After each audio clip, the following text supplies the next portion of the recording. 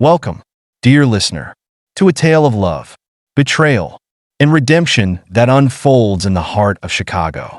Journey with us through the life of Jack Carter, a man whose world is shattered by a shocking revelation after his wife's death, forcing him to confront his past and redefine his future. The soft chime of bells echoed through the quiet streets of Chicago, marking the beginning of a day steeped in grief and hidden intentions. Jack Carter stood at the front of St. Michael's Church, his tailored black suit and polished shoes a stark contrast to the raw emotions threatening to spill from his stoic facade. Inside, the church was a sanctuary of solemnity, illuminated by the glow of stained glass windows casting muted colors on the stone walls.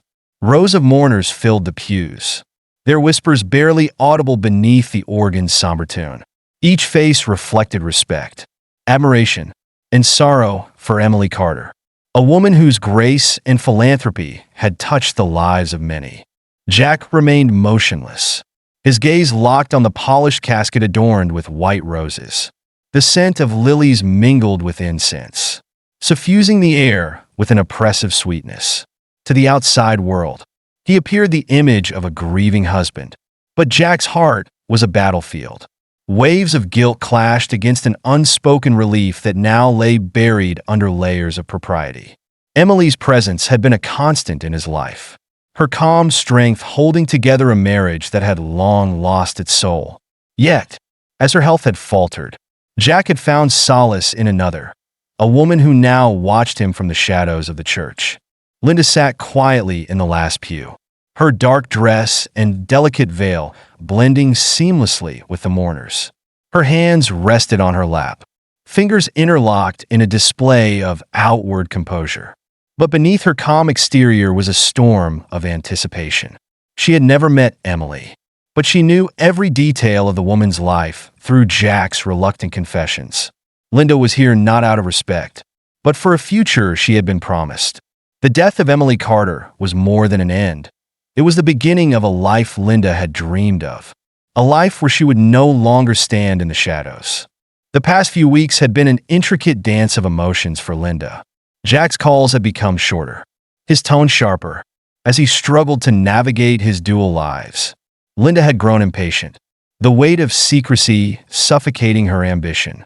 She saw Emily's passing not as a tragedy, but as an opportunity, a doorway to a world of affluence and freedom. Her thoughts drifted to the luxurious dinners, the diamond necklaces, and the galas where she would finally stand beside Jack as an equal. Nota suke. She had played her part well, offering comfort and understanding, but her patience was wearing thin. The ceremony unfolded with a somber elegance befitting Emily's stature. The priest's voice resonated through the vaulted ceilings, reciting prayers that praised her kindness and devotion. Jack, standing beside the casket, felt the weight of every word. He tried to focus on the sermon, but his mind was elsewhere, replaying memories that refused to fade. The night spent at Emily's bedside as she fought valiantly against her illness. The moments of fleeting tenderness that now felt like distant dreams. And the hollow confessions he whispered to himself when he thought she wasn't listening. Linda's eyes remained fixed on Jack, studying the subtle shifts in his expression. She knew he was conflicted, but she also knew he was practical. Jack was a man who valued control and precision, qualities that had propelled him to success in the business world. She trusted that he had made all the necessary arrangements for the inheritance. Linda had been patient, but today marked the end of that patience. As the organ played a final hymn, the mourners began to file out of the church, their hushed conversations weaving a tapestry of condolences and memories. Jack lingered, accepting handshakes and whispered words of support with a measured politeness. His lips formed the obligatory expressions of gratitude, but his mind was preoccupied with the task ahead, the inheritance, the one thing that would bind his old life to his new one. From the corner of his eye, he caught a glimpse of Linda, her figure almost ghost-like in the dim light. Their eyes met briefly, an unspoken understanding passing between them before Jack looked away. He could not afford to draw suspicion. Not yet. As the last guest departed, Jack made his way to the waiting car outside the church. The cold wind of the Chicago winter nipped at his face, but he barely felt it. Linda followed discreetly, her heels clicking softly against the stone steps. She waited until the parking lot was empty before slipping into the back seat of the car beside him. The driver, hired for the occasion, offered no reaction. His eyes focused on the road ahead. The silence in the car was heavy, broken only by the faint hum of the engine. "Is everything ready?" Linda's voice was calm, but carried an edge of urgency. She kept her gaze on the city streets, her reflection in the window showing no trace of doubt. Jack hesitated for a moment, the weight of her question pressing against his chest. "It's all set," he replied, his tone firm but lacking conviction. He had reviewed the documents countless times, ensuring every detail of the inheritance was accounted for. Emily's death had cleared the path for him and Linda to finally move forward. Or so he believed. Linda nodded, satisfied for now, but her mind raced with possibilities. The car wound through Chicago's historic district, its imposing architecture standing as a reminder of the city's enduring legacy. Jack stared out at the familiar streets, each turn bringing him closer to a future he was no longer sure he wanted. His thoughts were a chaotic swirl of anticipation and dread. The bank represented more than financial security. It was the culmination of years of decisions, compromises, and lies. Finally, the car pulled up to the imposing structure of First Federal Bank. Its marble columns and grand facade exuded authority and permanence. Jack stepped out first, the crisp air biting at his face as he adjusted his coat. He paused for a moment, looking up at the gray sky, as if searching for reassurance from an indifferent universe. Linda joined him, her confidence unwavering, and together they entered the bank. Inside, the atmosphere was hushed, the grandeur of the building lending a sense of solemnity to even the smallest transactions. Jack approached the counter, presenting his documents with practiced ease. Linda stood beside him, her posture relaxed but her eyes sharp, scanning the room as if every detail held significance. The clerk accepted the papers with a polite nod, assuring Jack that everything was in order. As they waited, Jack felt a cold sweat forming at the base of his neck. He loosened his tie slightly, trying to shake off the growing unease. Linda, sensing his tension, placed a hand lightly on his arm. "This is it," she whispered, her voice carrying a hint of excitement. Jack offered her a strained smile, but his thoughts were elsewhere, lost in the labyrinth of choices that had brought him to this moment. This was the culmination of their carefully orchestrated plan, but neither could foresee the storm that was about to shatter their fragile dreams. Jack and Linda stood side by side in the ornate lobby of First Federal Bank, a place that embodied tradition and trust. The grandeur of its marble floors and towering ceilings only heightened the tension between them. The clerk, a young man with a polite but practiced smile, returned with the documents and gestured for them to follow. Jack clenched his jaw, his shoes clicking against the marble floor as they walked toward a private office. Linda followed, her head held high, exuding confidence, though her heart raced with anticipation. Inside the office, a middle-aged man with a stern expression and neatly pressed suit greeted them. His nameplate read Harold Livingston, branch manager. He gestured for them to sit, his demeanor calm but professional. Jack took a seat, feeling the leather cushion beneath him sink slightly, a strange contrast to the rigidity he felt in his chest. Linda settled beside him, her hands folded neatly in her lap. "Mr. Carter," Livingston began, adjusting his glasses, "I appreciate your patience. I've reviewed the documentation regarding Mrs. Emily Carter's estate." Jack nodded, the weight of the moment pressing down on him. "Yes, I trust everything is in order. We'd like to proceed with the withdrawal." The manager hesitated, glancing at the papers in front of him. "Before we proceed, there's something we need to discuss regarding your late wife's will." Jack's brow furrowed, his confidence faltered. "What do you mean?" "I reviewed everything. Her will was finalized before she passed." Livingston cleared his throat, choosing his words carefully. "Mrs. Carter made an amendment to her will shortly before her death. The revised documents were submitted to our office by her attorney. The words hung in the air like an icy wind, cutting through Jack's composure. Linda's head snapped toward him, her carefully maintained facade slipping for the first time. An amendment, she echoed, her voice sharp. Yes, the manager confirmed. This revision significantly changes the distribution of her estate. The majority of Mrs. Carter's assets have been allocated to a philanthropic foundation she established during her final months. This foundation is dedicated to causes she deeply cared about, including education and women's rights. Jack's mouth went dry. The room seemed to close in around him, the grandeur of the office now suffocating. You must be mistaken, he stammered. Emily and I discussed this. She wouldn't make such a decision without telling me. Livingston maintained his professional demeanor, but offered no reassurance. I understand this may come as a surprise, Mr. Carter, but the documents are clear. The funds intended for the foundation have already been transferred to a secure account under the foundation's name. Linda's carefully constructed dreams shattered in that instant. The luxurious life she had envisioned, the promise of freedom from the shadows, dissolved before her eyes. This can't be right, she hissed. Leaning forward, are you saying there's nothing left? The manager adjusted his glasses, his calm expression unwavering. Mr. Carter will receive a modest allowance, as stipulated in the amended will. However, the bulk of the estate is no longer accessible for personal use. Jack sat frozen, his mind racing. How could this have happened? He had been meticulous, ensuring every detail was in place. Emily's death was supposed to mark the beginning of a new chapter, not the end of everything. Why would she do this? He muttered, more to himself than anyone else. Linda's fury simmered beneath the surface.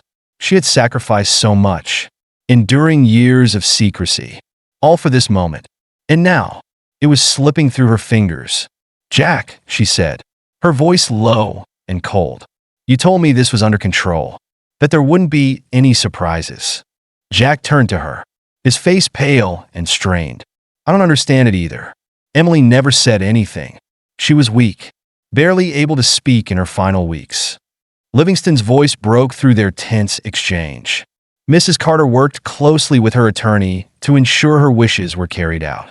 I'm told she was fully aware of her decisions and their implications. The truth settled over Jack like a crushing weight. Emily had outmaneuvered him, even in her frail state. She had managed to take control of her legacy, ensuring it would reflect her values rather than his ambitions. He had underestimated her, assuming her silence was a sign of defeat. Instead, it had been a calculated move. Linda's carefully controlled exterior began to crack. Her voice rose, the frustration spilling out. So, what are we supposed to do now?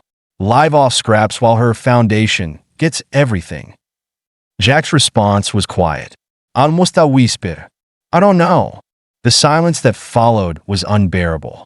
Linda's anger seethed, but she held it in, her mind racing for alternatives. Jack stared at the polished desk, his reflection distorted in the glossy surface. This wasn't just about money. It was about the life he had built, the choices he had made, and the consequences he now faced.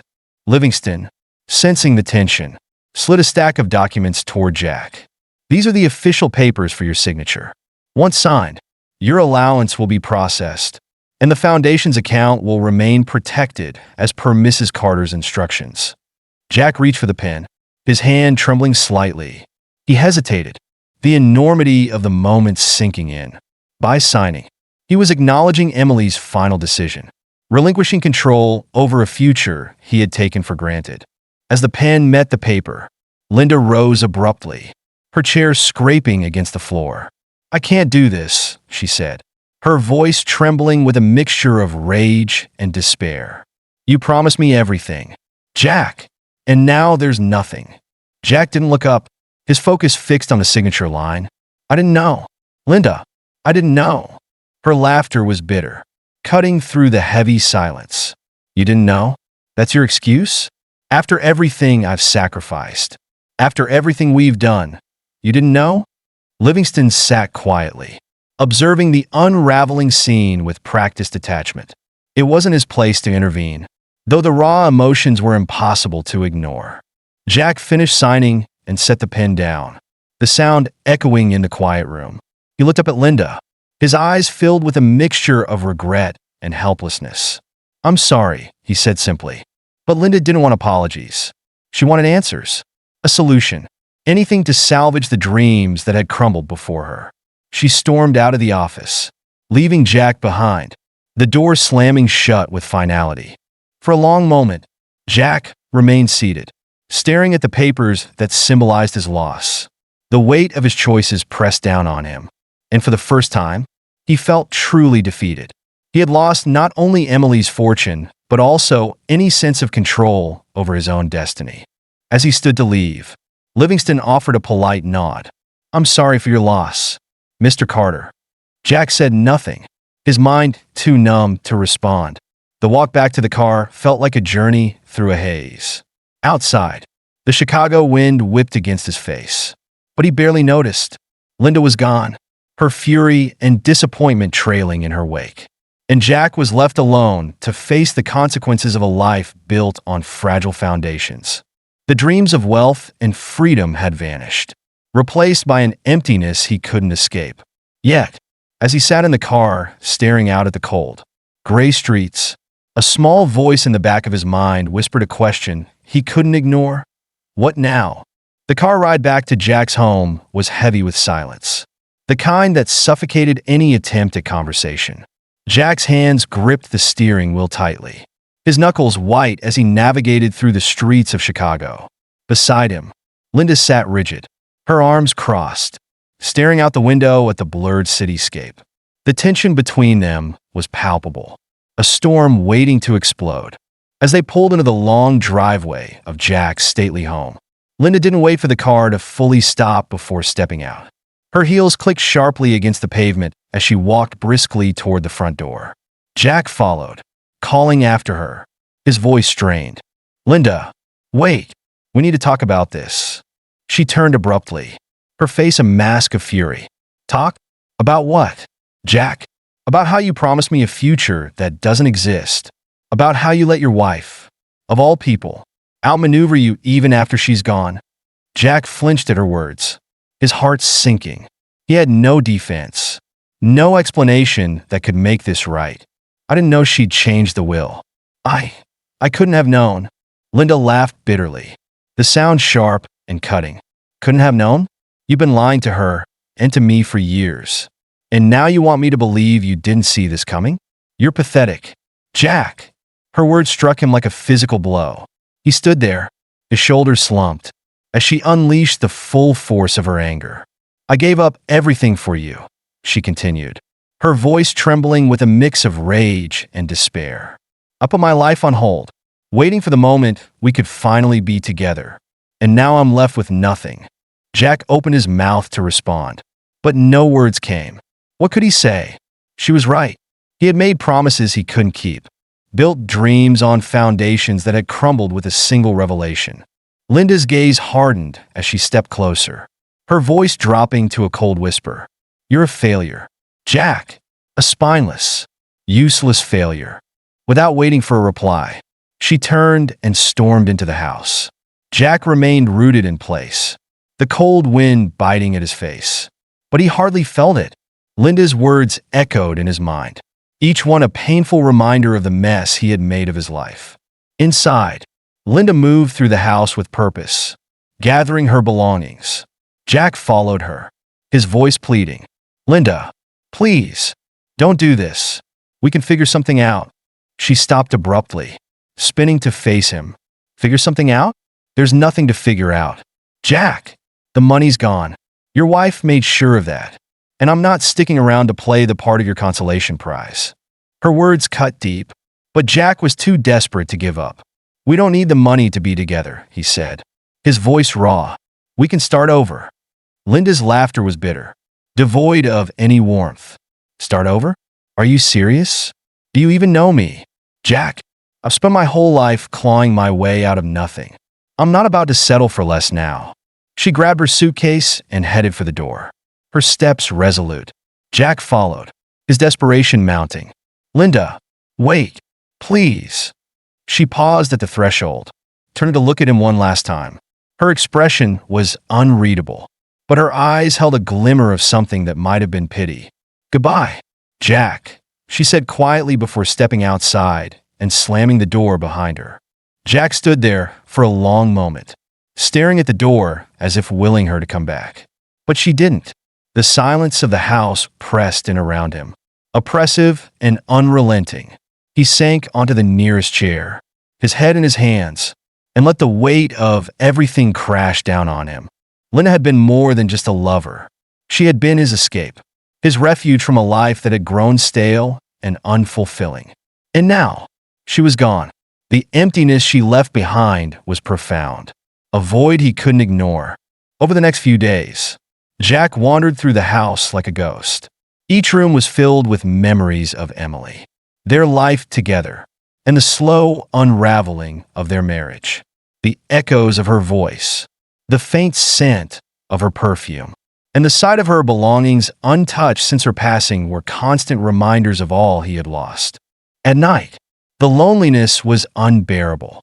Jack would sit in the darkened living room, staring out at the cold, gray Chicago skyline, his mind replaying the events that had brought him to this point. He thought of Emily's quiet strength, her unwavering kindness, and the way she had always seemed to know more than she let on.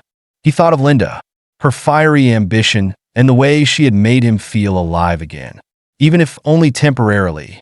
And he thought of himself, caught between two worlds, unsure of where he truly belonged. One night, unable to sleep, Jack found himself in Emily's study. The room was exactly as she had left it, the desk neatly organized, and the shelves lined with books. He sat in her chair, running his hands over the smooth wood of the desk. It was there that he found the letter. It was tucked inside a drawer, the envelope addressed to him in Emily's elegant handwriting. His hands trembled as he opened it, unfolding the paper with care. The words hit him like a tidal wave. "Jack, if you're reading this, it means I'm gone. I don't know if you'll ever truly understand why I made the decisions I did, but I hope you'll try. These past few years have been difficult, and though I've often felt distant from you, I never stopped caring. I wanted my life and my death to reflect the values I held dear. You and I had our moments, both good and bad, and despite everything, I don't hate you, but the life we built together no longer feels like the one I want to leave behind. Use what little I've left you to rebuild yourself, to find a better version of the man I once believed you could be. I hope you find peace. Goodbye, Emily." Jack read the letter several times, the weight of her words sinking in. She had known, all along. She had known about his affair, his dissatisfaction, his plans to move on without her. And yet, she had chosen to part ways with grace and dignity, leaving behind a legacy that reflected her strength and character.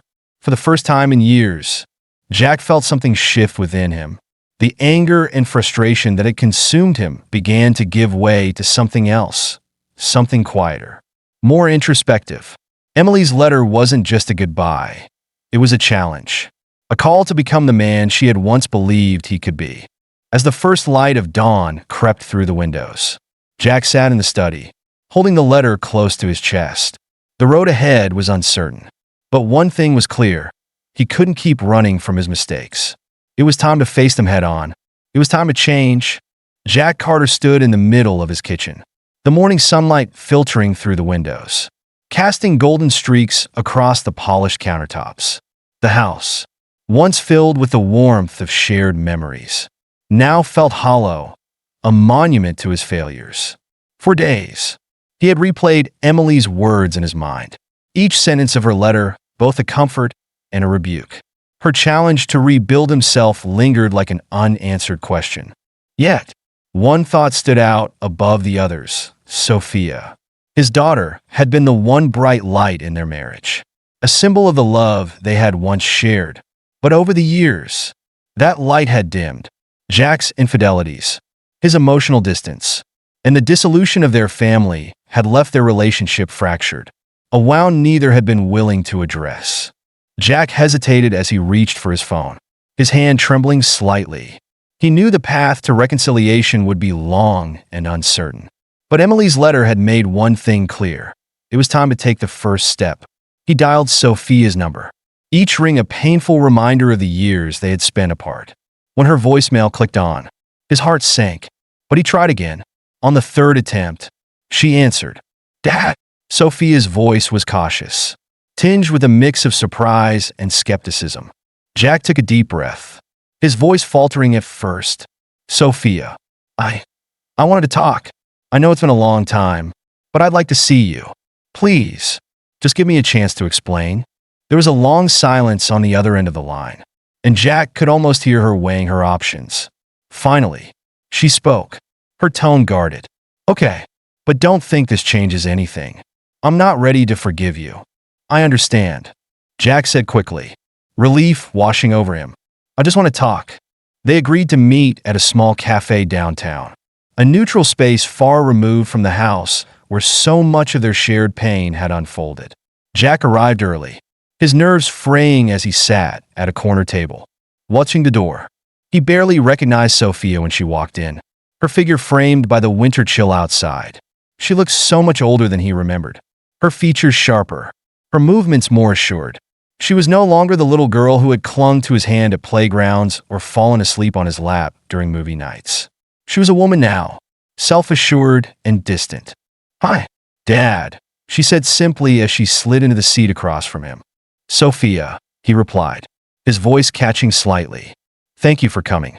She nodded but didn't offer a smile. Jack could see the walls she had built around herself, walls he had helped construct through years of neglect. For a moment, he didn't know where to begin, but then the words came tumbling out. "I know I've failed you," he said, his voice raw with emotion. "I've made mistakes, more than I can count, and I know I can't undo the past. But I'm here now because I want to try. I want to be better." Sophia's expression didn't soften. She leaned back in her chair, her arms crossed. "Why now, Dad? Why after all these years? Do you think one conversation is going to fix everything?" Jack shook his head, his gaze dropping to the table. "No, I don't. I don't expect anything. Sophia, I just couldn't let things stay the way they are. Your mother," he hesitated, the weight of Emily's memory pressing down on him. "She left me a letter before she died. She challenged me to change, to rebuild myself. And I realized that starts with you." At the mention of her mother, Sophia's eyes glistened briefly, but she quickly looked away. Mom always saw the best in people, even when they didn't deserve it. Jack nodded, the truth of her words stinging.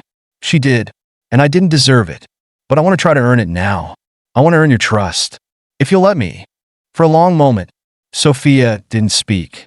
Jack could see the conflict in her eyes, the war between the part of her that wanted to believe him and the part that still carried the scars of his betrayal. Finally, she sighed, her shoulders relaxing slightly. "I don't know if I can forgive you, Dad, but I guess we can start with a conversation." Jack smiled faintly, a flicker of hope igniting within him. "That's all I'm asking." The two of them spent the next hour talking, their conversation cautious at first, but gradually growing more open. Jack listened intently as Sophia spoke about her life, her work in environmental research, and her passion for making a difference. It was a side of her he had never taken the time to truly see, and he found himself filled with a mix of pride and regret. "You've done amazing things, Sophia," he said earnestly. "I'm so proud of you." She looked at him skeptically, but didn't dismiss his words outright. "You've missed a lot, Dad. You weren't there when I needed you." "I know," Jack admitted, "and I can't change that. But I want to be here now, if you'll let me." Sophia didn't respond immediately, but as they parted ways, she offered a faint smile. It wasn't much, but to Jack, it was everything. Over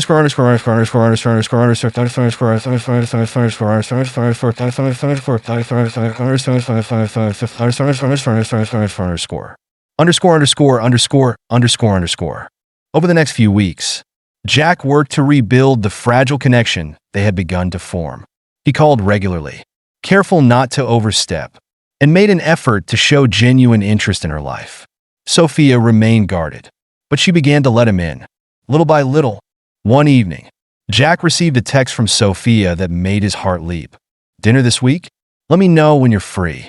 The message was short and simple, but it carried more weight than she could have known. Jack replied quickly, setting a date and time. When the night arrived, cooking a meal that was both thoughtful and understated. The table was set with care, the lighting soft and warm, creating an atmosphere of quiet intimacy. When Sophia arrived, Jack greeted her with a smile, his nerves bubbling just beneath the surface. "Come in," he said, stepping aside to let her enter. "Dinner's almost ready." She handed him a bottle of wine. "I hope this is okay." "It's perfect," he said, taking it from her with a gratitude that went beyond the gesture. As they sat down to eat, their conversation flowed more naturally than it had at the cafe. They talked about Sophia's research, shared memories of Emily, and even touched on some of the lighter moments of their shared past. For the first time in years, Jack felt a sense of connection with his daughter, a flicker of hope that perhaps their relationship could be mended. After dinner, as they sat in the living room with cups of tea, Sophia spoke softly. "I don't know if I'll ever fully forgive you, Dad, but I do appreciate that you're trying." Jack met her gaze, his voice steady. "I'll keep trying, Sophia, for as long as it takes." She nodded, a small smile playing out of her lips. It wasn't a promise of reconciliation, but it was a beginning, a fragile thread of hope that Jack would hold on to as he continued his journey of redemption. The days that followed Jack's dinner with Sophia brought a sense of clarity that had eluded him for years. The house, though still quiet, no longer felt oppressive. The emptiness was less a void and more a space waiting to be filled with purpose. Emily's letter sat on his desk, a reminder of the challenge she had left him, to rebuild his life with integrity, to live for something greater than himself. Jack had spent most of his adult life chasing wealth and status.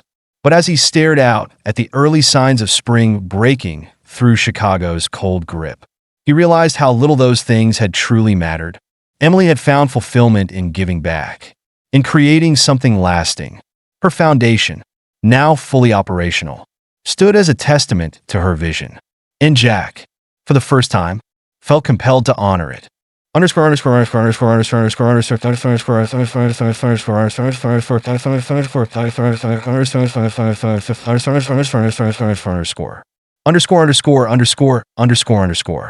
The foundation's office was a modest building in the heart of the city, a sharp contrast to the opulence Jack had once surrounded himself with. Walking through its doors, he was met with a buzz of activity, volunteers sorting through files, staff members answering calls, and a palpable energy that seemed to permeate the air. "Mr. Carter," a warm voice called out, drawing his attention. A woman in her 40s, with glasses perched on her nose and an approachable smile, approached him. "I'm Sarah Reed, the Foundation's director. It's an honor to meet you." Jack extended his hand, shaking hers firmly. "Please, call me Jack, and the honor is mine." This was Emily's vision. "I just want to help." Sarah's expression softened. "Emily spoke highly of you. You know, she believed you had the potential to make a real difference." The words struck Jack, unexpected and deeply moving. Emily had believed in him, even when he had stopped believing in himself. He nodded, his voice steady. "I want to live up to that." Over the next several weeks, Jack immersed himself in the Foundation's work. He attended meetings, reviewed budgets, and traveled to visit the programs Emily had set in motion. Each step was a revelation, a glimpse into the life Emily had led quietly but passionately. From scholarships for underprivileged students to shelters for women escaping domestic violence, the Foundation's impact was profound. For Jack, the work was challenging but rewarding. It forced him to confront his own flaws and reevaluate his priorities. He found himself learning from the people around him, people who had dedicated their lives to helping others without expecting anything in return. It was humbling, and for the first time, Jack felt he was part of something meaningful.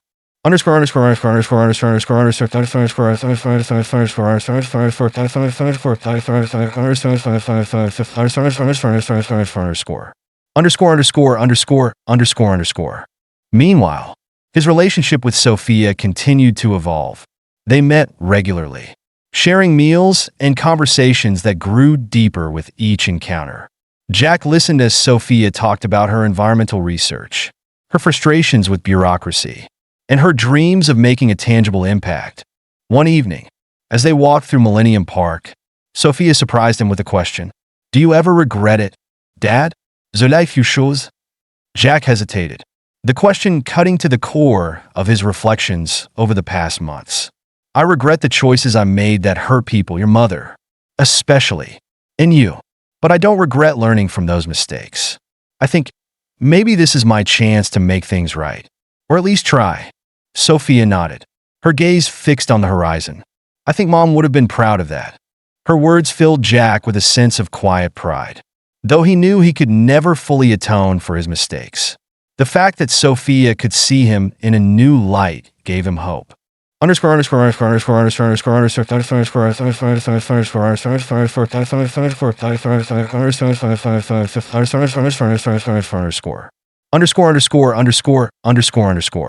One brisk morning, Jack received an unexpected call from Sarah.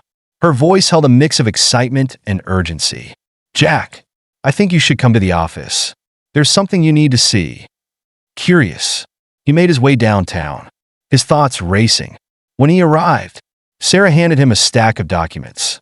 "We've uncovered something Emily had been working on privately, a personal account she set aside for a special project." Jack furrowed his brow as he flipped through the papers. The account held a significant sum, untouched and undisclosed in the original estate proceedings. Attached was a handwritten note from Emily, outlining her intentions. "Jack, this account was meant to support an initiative I didn't get the chance to complete. If you're reading this, it means the responsibility now falls to you. I trust you'll make the right decisions. Emily." The note left Jack speechless. Emily had trusted him, even in her absence, to carry out her final vision. He looked up at Sarah, who was watching him carefully. "What kind of initiative?" he asked. "It seems she was planning to open a community center in the South Side." Sarah explained, "A safe space for education, mentorship, and support for underprivileged families. She even had a location in mind." Jack's chest tightened. Emily's generosity had always astounded him. But this was different. This was personal. "We'll make it happen," he said firmly. "Whatever it takes." Over the following months, Jack threw himself into the project. The Southside Community Center became his mission, a tangible way to honor Emily's legacy while carving out his own path. He worked tirelessly, coordinating with architects, community leaders, and donors. The days were long, but for the first time in years, they felt purposeful. When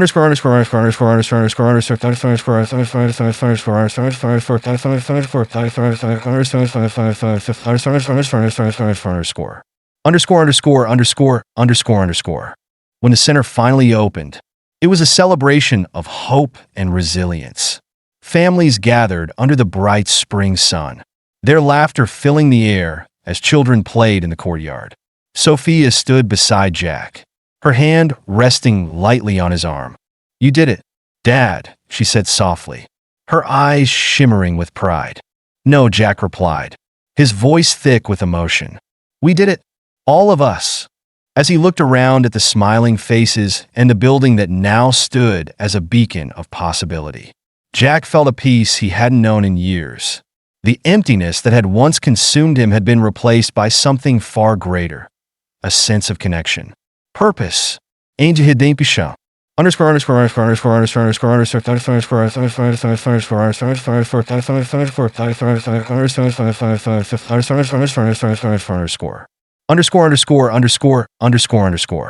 That evening, back at his house, Jack sat alone in the living room, Emily's letter in his hand. He read her words once more, but this time, they didn't fill him with regret. Instead, they inspired gratitude. Emily had seen in him the potential to change, and though it had taken time, he had finally begun to live up to it. The quiet of the house no longer felt oppressive. It felt like a space to grow, to reflect, and to dream. Jack knew his journey was far from over, but he also knew he was no longer the man he had been. He had faced his mistakes, embraced the challenge of change, and found a way to move forward. As the last traces of sunlight faded from the Chicago skyline, Jack looked out at the city with a newfound sense of hope. The next chapter of his life was just beginning, and this time, he would write it with integrity, love, and the lessons Emily had left behind. Thank you for joining us on this emotional journey through Jack Carter's story, a tale of mistakes, loss, and the power of redemption. We hope it touched your heart and reminded you of the strength found in second chances. If you enjoyed this story, don't forget to like, share, and subscribe for more heartfelt tales. Your support means the world to us, and we can't wait to bring you more inspiring content. Until next time, take care and keep believing in new beginnings.